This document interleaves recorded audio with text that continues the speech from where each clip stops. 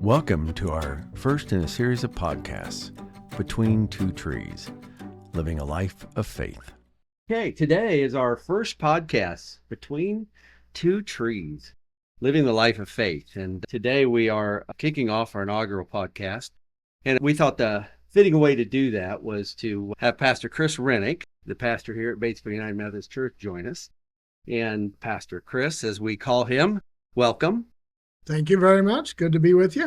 I thought one of the things we would do today is talk a bit about who Methodists are, how the Methodist faith got founded, history of the Methodist Church, some of the history of our church, which is very fascinating, and some of what Chris has had in his life and how he became a Methodist.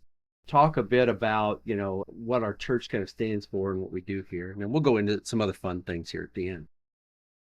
So if you would, Pastor Chris, kind of tell us a little bit about who are Methodists and how did we get where we are today? Oh, absolutely. Methodist is a very broad term that applies to a lot of different people. We, in particular, our congregation, are United Methodist, which is a distinct Christian denomination. We are the second largest Protestant denomination in America, and we have a long heritage that goes all the way back to England. And the person that is credited with kind of the founding of Methodism, who is John Wesley. We talk a little bit about John Wesley and how did he get started in all of this? Well, Wesley was one of many children. His father was an Anglican priest. His brother Charles and he both became Anglican priests. His Christian faith was predominantly founded by his mother, who was a very well-educated woman and very faithful Christian.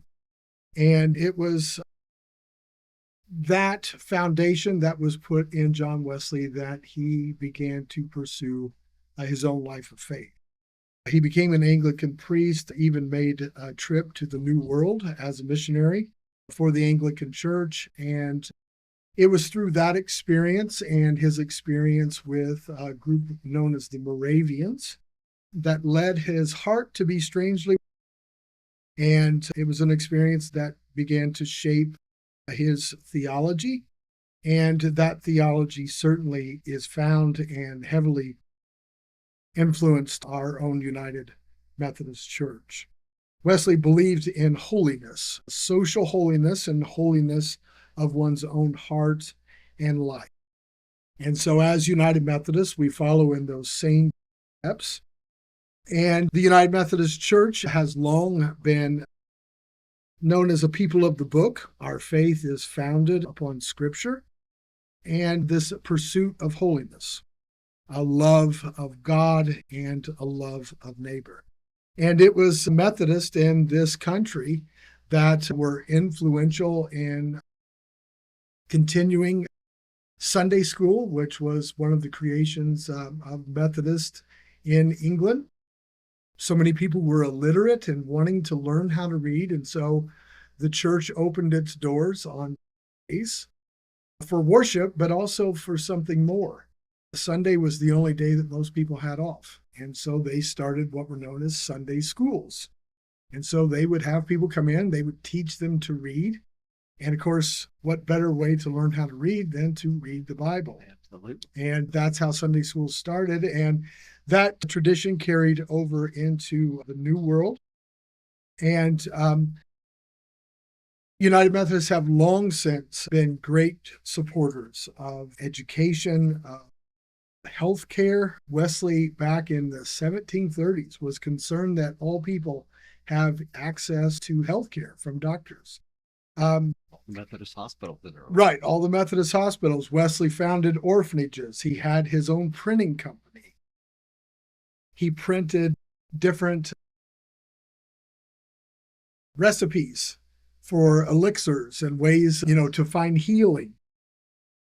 Wesley was very involved in social movements in England for miners, helping them to unionize, and that continued with Methodists here in the New World, as it was known.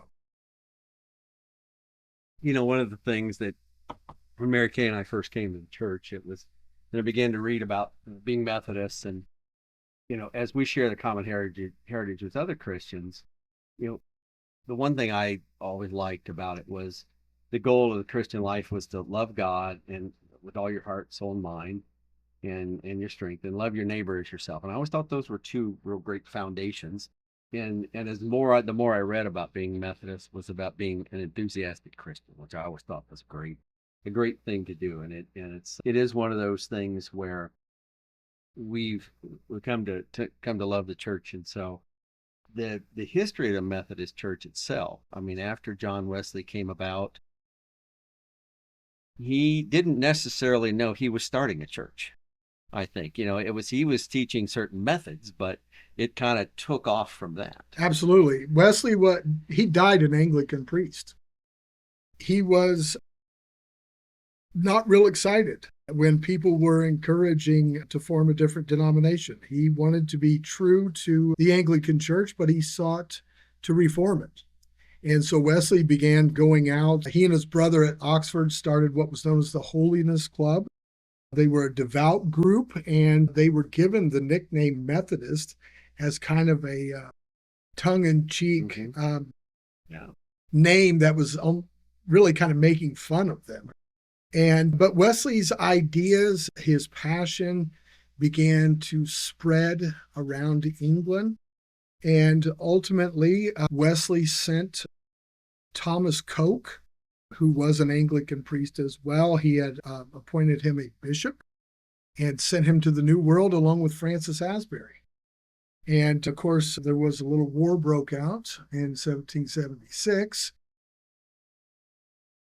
Many of those Anglican priests were not welcomed in America, anything that smelled of England.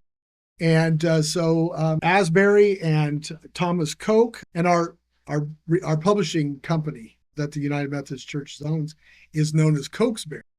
And that name comes from Thomas Coke and Francis Asbury. They were both very popular. The Methodist Church grew. It was in 1784 that they held the famous Christmas conference, the very first conference that established the Methodist Episcopal Church in the New World.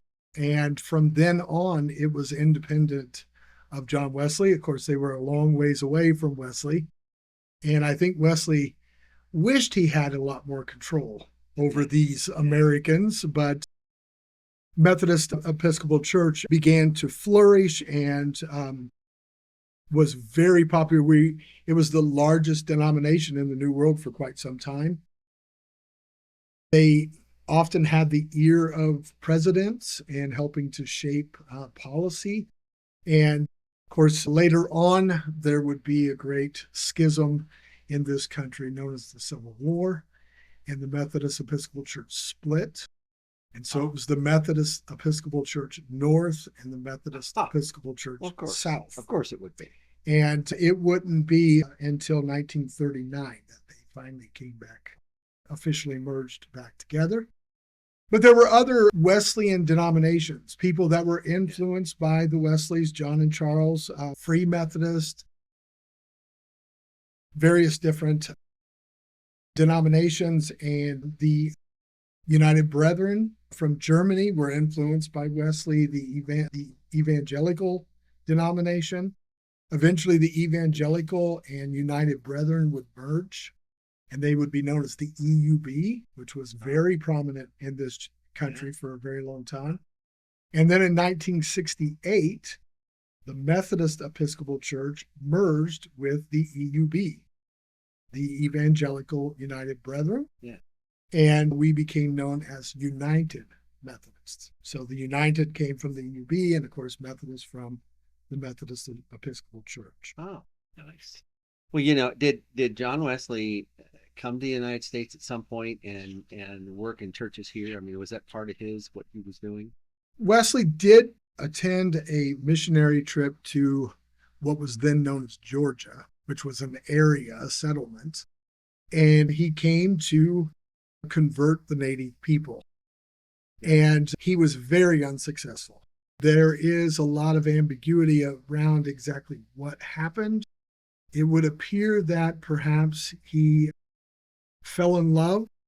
No. And that love was not returned, and her father was the head of the settlement. And so things did not go well. Yes. And Wesley was sent back to England and was very unsuccessful. But it was that experience that led to the Aldersgate and his heart being strangely warmed, and this newfound understanding that salvation comes by grace and faith. Nice. Well, one of the also thing that fascinates me is so we've come forward. Now we're in the late 1800s, and the Methodist Church is now prevalent in Batesville. But it actually started even before that. It was out in Lofrey area. Yes. Yeah, in the 1840s, there was German migrants who were, pushing forward into the frontier and established in the Lofrey area. And of course, we have a cemetery there now, as you said. Yeah. That was in the early 1840s. They had a small church that they had built, and we kind of know exactly where, or we think we know exactly where it was from the ground penetrating radar that we had done. It is believed that eventually people from that congregation started to move closer to the established town, a newly established town of Batesville. And so in 1845, members of that congregation formed a new congregation by purchasing a one acre plot over on South Mulberry, where our cemetery here in town is located. Okay, so the original church was there. Yes. Okay, so after long. Okay. It was a small log cabin style church. Okay. And they quickly outgrew that. And so for the whopping price of $3, they bought the property here in Batesville that our church is now on. And so we had two properties here. There was one across the street from from the parsonage now, right? Yes, that was a different congregation. Okay. That was an English-speaking Methodist church. And so in, I think it was 1871, they purchased that ground. And by 1889, they had built what is now our sanctuary, the brick portion. And World War I broke out. And following that, it was very unpopular to speak German. So they changed the service from a German only to English. And finally, by 1934, the English church was struggling. And so they decided to extend the arm of grace to that congregation and to merge. And they jacked the church up and brought it over a block or so and merged it to the current building that was already here. So I think it's funny. I've always wondered how they got it over. Did they put it on rollers? Not right. Like they just picked it up and put it on the back of a truck. Right, yeah. Yeah, I just always wonder how you imagine how many horses it would take I bet. To pull that. I bet. I've always thought, I wish they'd had $6 and they could have bought twice as much land as they did. Exactly. We'd only known. As we come forward with the Batesville United Methodist Church, you have been here about 8 years now. Thank you, Joe. I've been here 10 years. 10 years. Well, I wasn't here for the first 4, right? I was only here for the last 6. The best years. Yeah, only good years. So we have. So when I first heard your story about how you got started being a Methodist, it was one of those things where, hey, it's inspirational. It chills down my spine, caused me to rethink things in my life, and so I want to back you up and kind of have you talk about how you got it. And it's just such a fascinating story, so I'll let you kind of go with that. All right. Well, of course, there's a much longer version, and it takes about 45 years to tell. But the shorter version, I grew up, was raised in a cult. And it was in that cult in my childhood that I was taught that there is a God. And our goal, our job was to appease that God so that we don't get in trouble. I was never really explained to me the idea of a loving God. I mean, they would mention love, but it was immediately followed with better watch what you do or, you're going to get it, that kind of thing. And so I went to church, was not really into church. I had a lot of questions, and the response was always because we tell you that's the way it is. They certainly, they used scripture, but it was their own particular translation that was worded in a way that helped support their idea. That cult was founded upon the teachings of a man who proved to be a false prophet multiple times, predicted the end of the world, had everybody ready, and of course then it didn't happen. So I had kind of a difficult childhood, grew up pretty poor. My dad was laid off for years. There was a strike. And so, the government cheese and butter and, using food stamps when they were the old paper slips, never was very popular in school, always had, Kmart clothing, that kind of thing. And, there'd be a party, a birthday party, a Christmas party. I would have to go out to the hallway by myself. So, when you're a kid, life's rough anyway, trying to find a place to fit in. And I had the red S on me almost from the beginning. And so I was very turned off to church. My mom and dad divorced, difficult time in my life. I had a good friend who was older that was part of that cult. He also escaped from it. And that held me around for a little bit. About 14, 15 years old, I was able to get away from it. And for the next 20, 25 years, I was an atheist, I thought. I knew just enough of the Bible to make Christians wish they'd never approached me. I worked in a car factory, and I believed in living a good life, being a good person, but I also was shaped by my experiences growing up, and I was no big fan of people, which kind of continues to this day. But odd business you picked at the end. But okay. But I didn't pick it.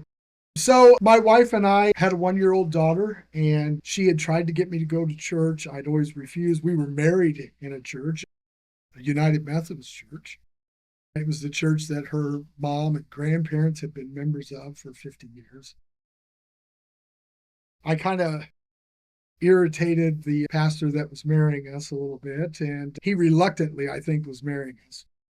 But we had been married a couple of years, had a 1-year-old daughter, and my wife decided she couldn't take it anymore and said she wanted a divorce.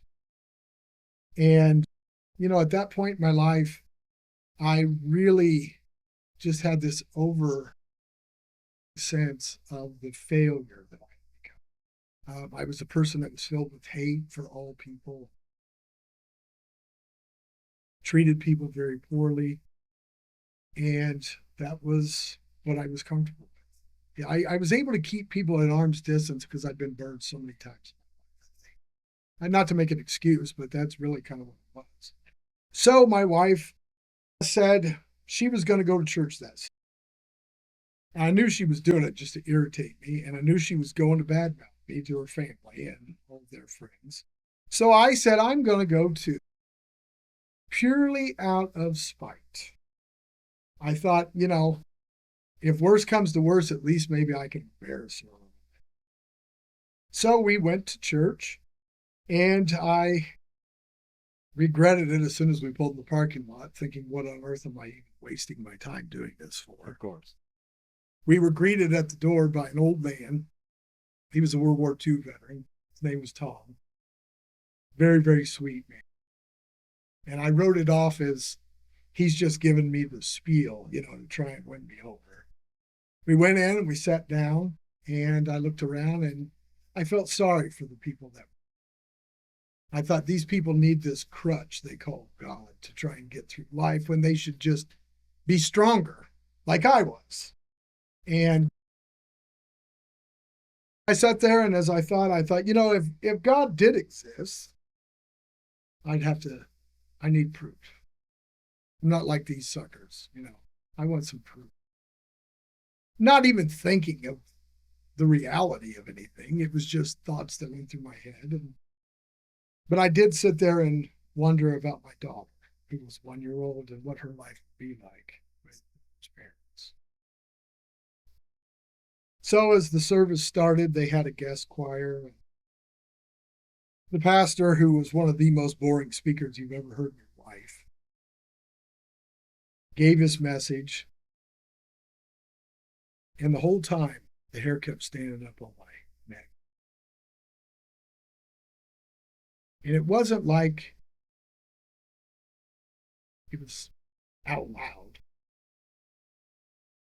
but I could hear words being spoken to me. And I was expecting condemnation. What have you been doing? What's wrong with you? And instead, I heard, "Boys love you." And it freaked me out. I mean, Absolutely. I grew up in a cult, so I didn't know what it was to be saved, what that was like. I had so many Christians, that had come up to try to convert me, oh, if you just pray this prayer, you don't have to do anything else. You just pray this prayer. And I thought, what kind of cheap, if that's all you have to do, what good is it? And so I had no idea what to do with that information. Clearly, God existed. And that God was telling me. So on the way home, I didn't say anything to anybody. I just got out of there. We're driving home, and I just suddenly started to cry. And I would purposely go out of my way to torment Christians. I knew the questions to ask. Yeah. What about the dinosaurs? Or, what about this? Or what about that? They were questions there just aren't easy answers to. And I would put on, fake little things to sucker them in, and so we're driving home. I just couldn't control it. It just overwhelming emotion. And I can't even really put into words to describe exactly what it is.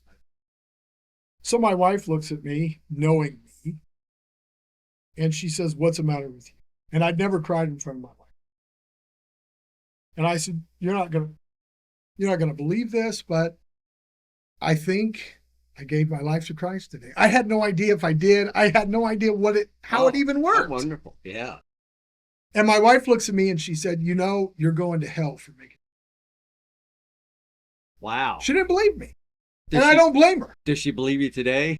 That's questionable. There you go. So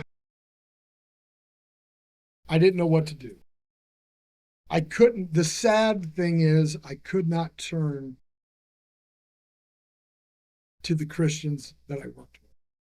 Yeah. Because of the relationship we'd had, I didn't trust them, which is a sad state. Absolutely. So I used to collect autographs. And I had read one time that politicians will never refuse to sign a Bible.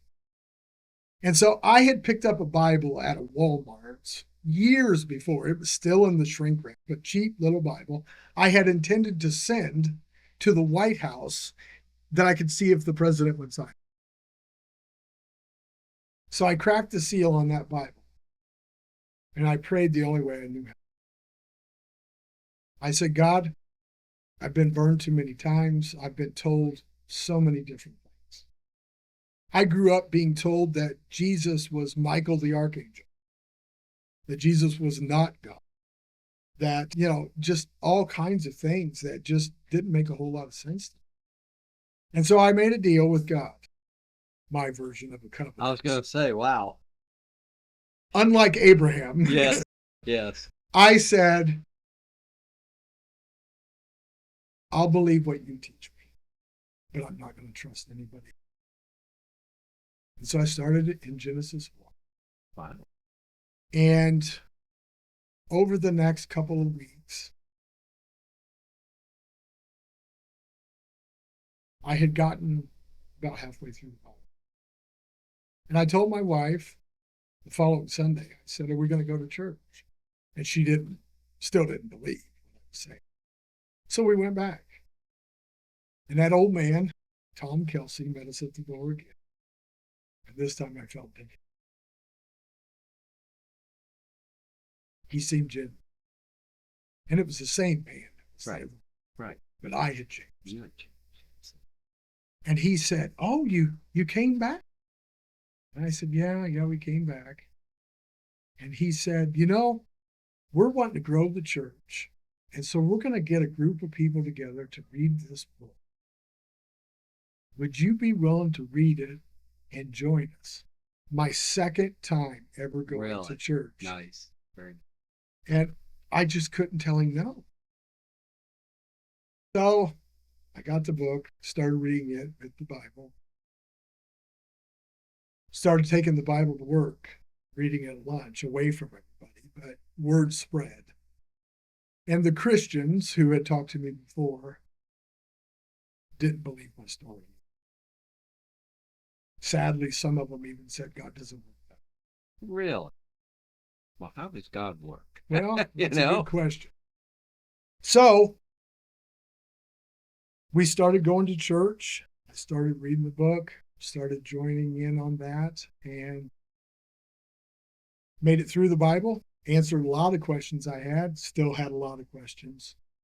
So I thought, well, I'm going to read it again, but this time I'll at least get a couple of these commentaries. Maybe that'll help a little. So I read the Bible through a second time, this time with Tom Kelsey again comes up to me and says, would you like to come to our Sunday class? And I said, well, I don't know. I was like in my late 30s. The next youngest was in their 80s, and the oldest guy there was 100. He slept the whole time. Wow.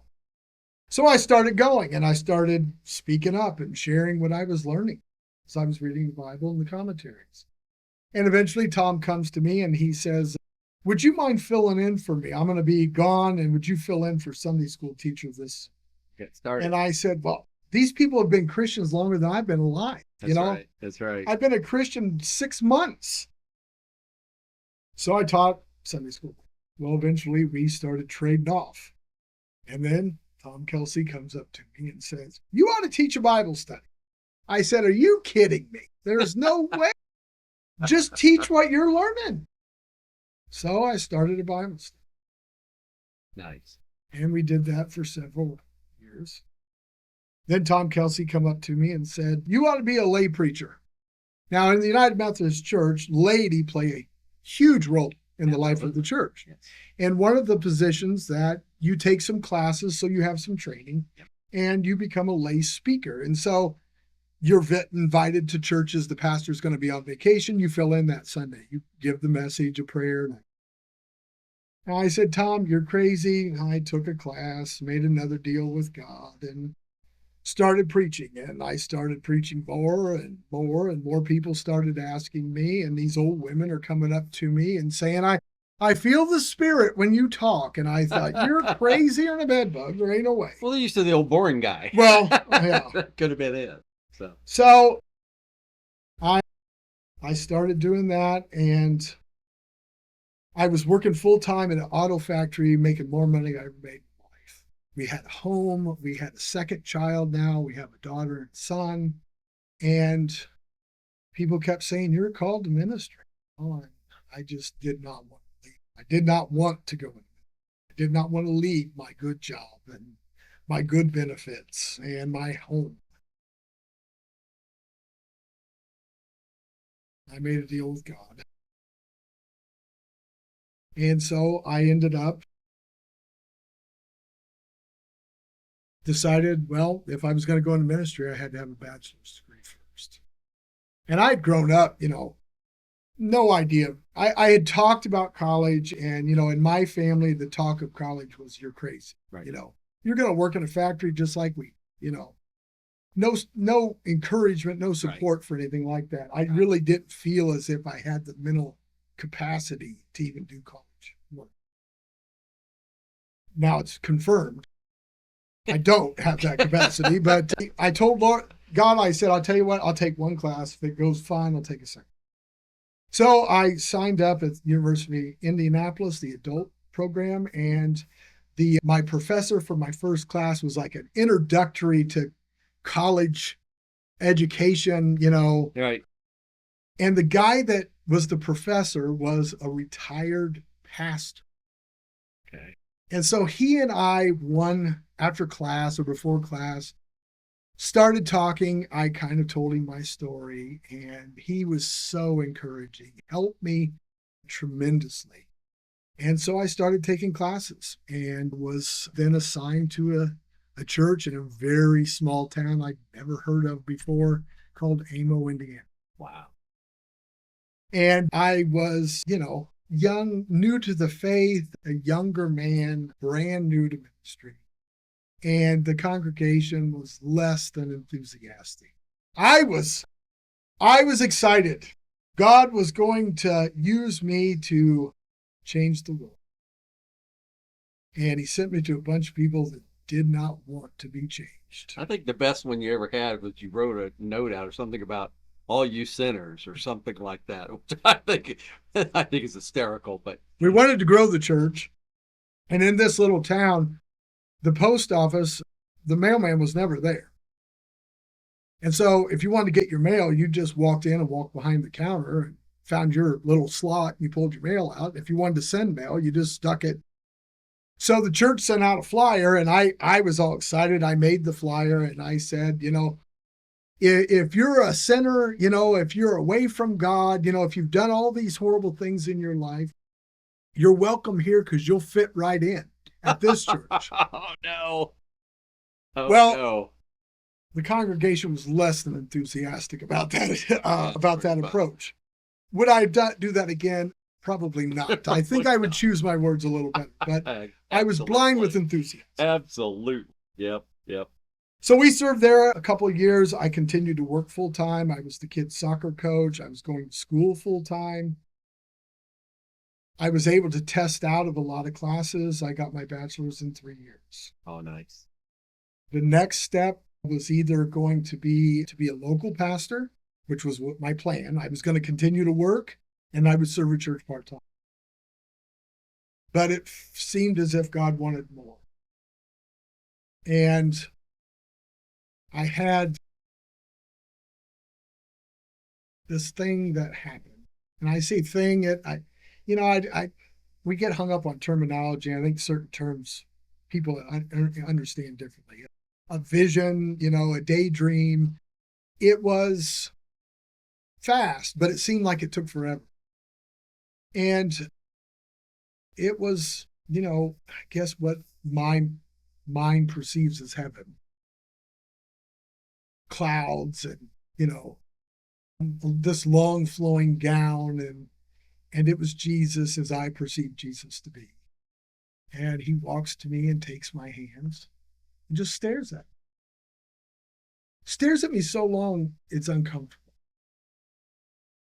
And I look down and there's blood on my hand and him.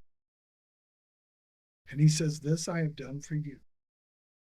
What won't you do for me?" Oh, even more. And it was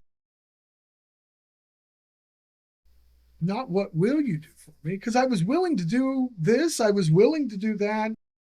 Jesus was telling me that the measure is the things that I refused. Yeah.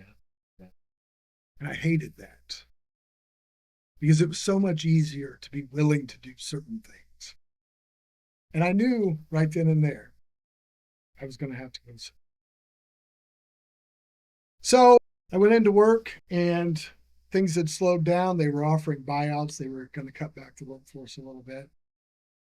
And I thought about it. And I got off the line. I had somebody take my spot and I run. And this was back in the days I ran to the payphone. And I called my wife and I said, "You're not going to believe this." Well, and let me also say, when I went into ministry the first time, I went to my wife and I said, "You're not going to believe this. All these people are telling me I should be going into ministry." And I knew she would say they're crazy. and I'd be off the hook. And she looked at me and she said, I've known that for a long time. Oh, nice. And I thought, son of a gun, how am I going to get out of it now? You know? Yeah, exactly. So my wife has always been kind of my bro. You know, I think God speaks through her as much or more than he speaks through me, but she's quiet about it. So I ran to the phone. I said, they're offering a buyout. You're not going to believe this. I think I should take the buyout and go to seminary. And she started to cry. And she said, if Wonderful. That's what God is saying, do it. Yeah, wonderful. So I went to my boss, my immediate supervisor, my group leader, and I said, I want the buyout. And most of the people taking buyouts were getting ready to retire, or, you know, this was a second career already and not young like I was. And he said, okay, you sure about this? I said, no, but I want the buyout. And he said, well, when do you want to leave? I said, today. And he said, there isn't any way that's going to happen. And I knew it had to be today because if I slept on it, I'd chicken out. Yeah. And I said, it has to be today. And this was like 6:30 in the morning. At 11 o'clock that morning, I walked out to my car and left that place. Wow. Wow. I called the district superintendent and I said, I've quit my job. I'm going to be starting seminary. We need a church with a parson. Because we had. So you went through seminary as you were a pastor of a church? Yes. Okay. I went through my bachelor's as I was a pastor. Oh, you did? Yes. Okay. Very nice. Yeah. So I finally got a call from my district superintendent, and she said, we found a church for you. It is in a little town I'd never heard of. And they have a parsonage, and you've got 30 days. So we had 30 days to pack, to put our house on the market, and to move. And, you know, with young children, it was an experience. God was faithful. My wife works for the state, and she was able to transfer to Newcastle, which was just down the road. Right. And so we served there. I went through seminary. And we ended up got a call, and our home church, where I was saved, where we were married, right, their pastor had some issues and was kicked out of the church, and the congregation was hurting. And they said, we want someone we know. Right. And so we moved back to Crawfordsville in December of that year.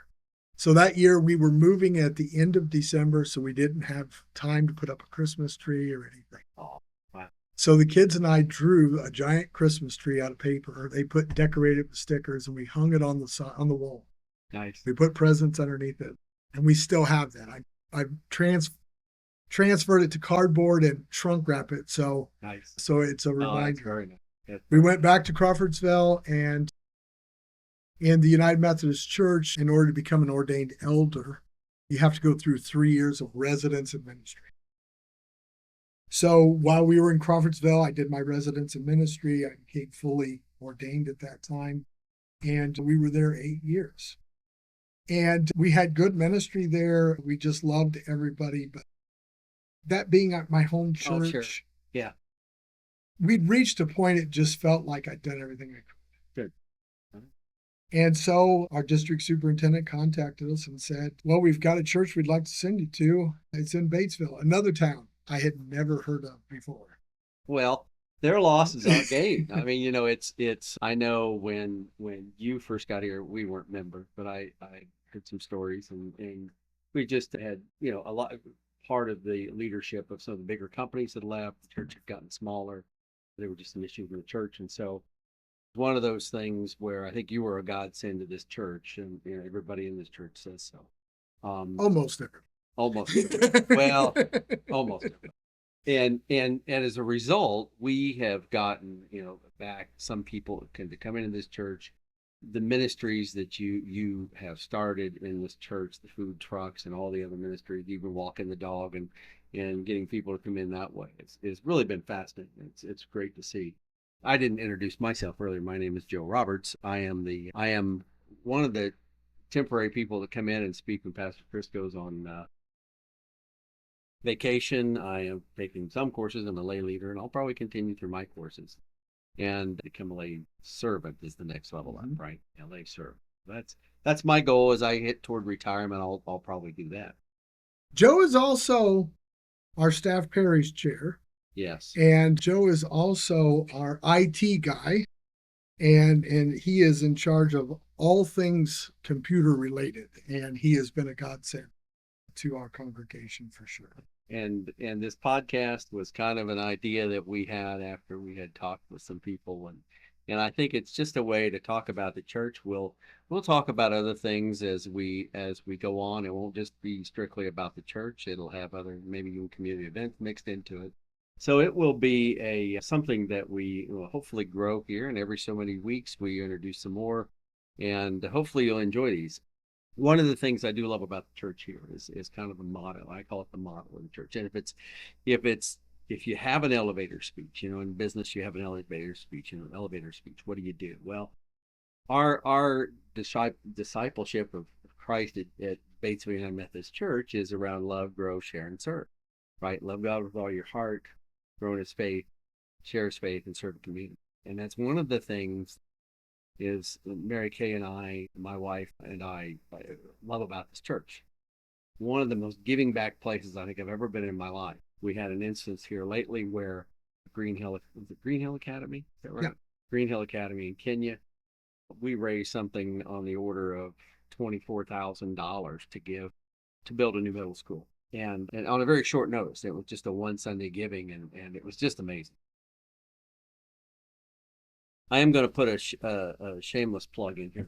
A lot of what you've heard in talking about the Methodists all come from, we talk about this in Bible study. And on Thursdays at 6:30 we have Bible study, and I encourage people to come to that because I grew up Catholic. We didn't read the Bible being Catholic, oddly enough, and I didn't really know what the Bible was about. So it's one of those things where when you've got somebody like Pastor Chris teaching you what it's about, and all of the things to think about and the time frame it was given in and those things, it becomes a very fascinating book of God. And that's the only way I can describe it. But that's my shameless plug for today. Well, I think too, kind of my hope for the podcast is, certainly to tell people about our church and what we're doing and to invite them. But even bigger than that, future podcasts, we're going to explain kind of the name of the podcast because there's a deep theological idea behind this idea of the two trees. But the idea of living a life of faith, how difficult that is. And whatever denomination you are, or maybe even you're a person that, you identify as spiritual but not religious. Or perhaps you are a person hearing this and are of a different faith than Christianity. Living a life of faith is not an easy thing. And I think sometimes hearing other people talk about aspects of faith, as you hear them talk about their own struggles, as you come up with questions, and sometimes you find answers in the most unexpected places. It's kind of my hope that this podcast will function as that as well. Absolutely. Yeah. Faith has so many different meanings to different people, right? Absolutely. And how they live their life of faith. And it'll be interesting as we bring different people in and we talk about that, how they live their life. I think that's the most interesting aspect to me. Well, the United Methodist Church is, we love categories. Our category is mainline Protestant. And so the mainline Protestant churches are the Protestant churches that tend to be the oldest, the largest, and the most structured. Mainline Protestant churches tend to generally be churches that seek a middle way. They are usually more socially liberal. They are concerned about the rights of poor people, of working class people, the idea of equality for people. And that kind of distinguishes them. You'll hear of evangelicals, you'll hear of conservatives. We tend to be people of that middle way. But we are what's known as a big tent church. So we understand that, matters of faith are not always black and white for most people. There's a lot of gray. Absolutely. And so, the United Methodist Church provides a big tent. Are there walls to the tent? Are there areas that we say, in order to be a Christian, you need to have at least this idea, this understanding? But within those walls, we have people that think very differently about topics. We have people that think of life and culture very differently. Right. But yet we believe that the church is big enough and that God's grace is sufficient enough to allow us to continue to love each other and to serve the God that loves us. And I think that's important, because I know a lot of people I've talked to, they went to a congregation or a church, and it was, you either believe exactly what we believe or you're going to hell, and they kick you out. And it doesn't work that way. That was my cult experience. Right. And that turned me off to faith all the way around. And it is in the United Methodist Church that I have found the freedom to disagree with people, to search for answers within where I am right now. And I think it's important to have a place. Yeah, absolutely. And then one of the things that, you always run that thin line of trying, political events happen, and you've got to make sure that you're always down the middle of all these political events, because there's people on both sides of the fence in the church, and you can't, you got to make sure that. So, well, as we come here toward the end, one of the things that I wanted to talk about, and we'll do a little fun segment here, after we've had all the good educational segments and the life segments, both Pastor Chris and I would consider a gearheads or petrol heads or whatever, car enthusiasts. And one of the things that's happened over the past couple of years is we rebuilt a 67 Galaxy with the help of Pastor Chris and his metalworking and body working stuff that he was able to do on the car.